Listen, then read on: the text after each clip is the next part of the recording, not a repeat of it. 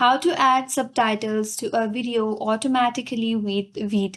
Hi everyone, this is Kate here and welcome back to the channel.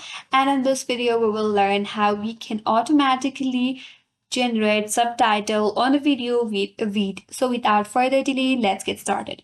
First of all, open up Veed and export your video. So once you have your video on your timeline, now to add the subtitles automatically, navigate to the menu bar on your left hand side. From there, you have to search for subtitles and click on it. And here you have various options. Here it says what language is being spoken. First of all, you have to select the language that is spoken in your video. After that, if you want to add auto subtitle in English, you could also click on auto subtitle. If not, you can also add the translation. Here, simply click on add subtitle in English and wait for a while until your subtitles is generated.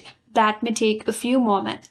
And once the process is complete, the subtitles in English will be generated for your video. If you scroll down a bit, you could select the different design that you can add. And if you go on your video, you will have subtitles added as you can see. That's it, and that's all for today's video. Hope this video was helpful, and if you're new to our channel, consider subscribing. Thank you for watching and stay tuned for more videos.